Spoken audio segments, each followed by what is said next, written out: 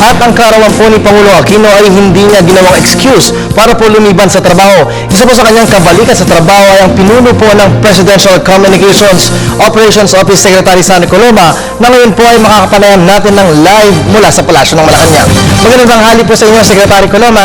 Magandang tanghali naman sa iyo, Kirby. Apo, Secretary, simula po nung nag-umpisa yung pagdiriwang po ng birthday po ng ating mahal na Pangulo, ano-ano na po yung kanyang mga naidaos simula pa po kaninang umaga?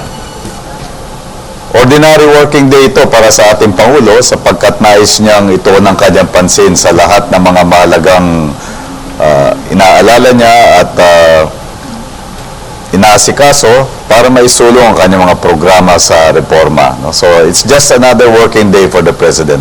Okay po. Sir, maiba lang po tayo, sir. Kaugnay po dun sa preparasyon po para naman po sa kanyang pagdalaw sa Maguindanao, ano po yung nakapaloob launching po ng Sadyahatra? Mahalaga ang programang Sadyahatra na nagpapahiwatig ng blessings of peace and prosperity. Kung maalala natin, mag-aapat na buwan na mula nung nilagdaan ang Bangsamoro Framework Agreement.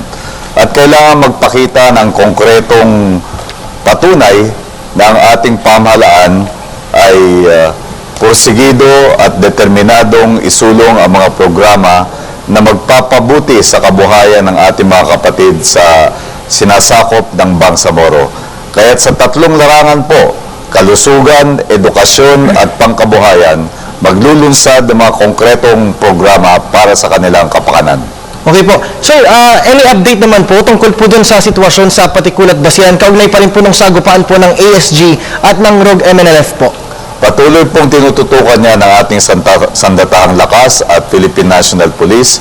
Tinitiyak po nila na hindi po maapektuhan ang mga inosenteng sibilyan at yun naman pong nasa mga lugar ng panganib ay nailikas na at ang kanilang mga pangunahing pangailangan ay nasikaso ng DSW at ng mga local government officials. Apo, sir, bukod po dun sa pagpapaigting po ng seguridad sa nasabing lugar, ano pa po yung ginagawa po ng AFP at PNP para po maorganisa yung magandang sitwasyon po doon po sa Patikul Sulu?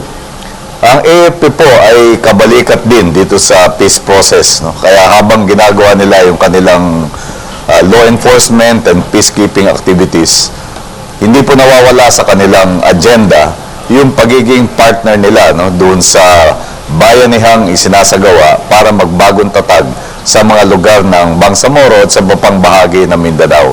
Importante pong bahagi ng development program ng ating bansa ang Armed Forces of the Philippines. Sir, isang bagay pa po, kaugnay po ng salvaging operation na nagsimula na po sa Tubataha Reef, meron na po ba kayong natanggap na report kung magkano na po yung estimated cost of damage po na ginawa po ng Tubataha Management? Ang focus natin ay hindi masyado doon sa pangkalahatang halaga sapagkat natiyak na nasasagutin ng Estados Unidos ang lahat ng mga pananagutan nito ayon sa batas. Ang focus natin dito, Kirby, ay yung tiyakin na ma-repair yung damage sa environment at mapasigla muli yung environmental biodiversity sa Tubataha Reef. Apo, panghuling katanungan na lang po, Secretary. Sinasabi pong may mga karagdagan investment po na magmumula po sa Japan. Para po saan kaya yung mga natuon ng mga investment po na ito? Ang bansang Japan ay talaga namang isa sa pinakamasigasig na namumuhunan sa ating bansa. Ang ating pong ninanais ng mga investments ay sa agriculture, infrastructure at tourism.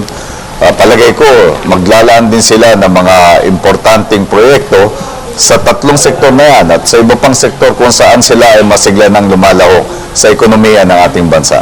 Alright, well said po. At syempre, Secretary, pakibati po ang buong News at One team at maging ang Telebisyon ng Bayan kay Pangulo Aquino ng isang maligayang kaarawan po. Maraming ang inyong pagbati, Kirby. Apo, maraming salamat po si PCOO Secretary Sunny Coloma. Hanggang sa muli po, sir.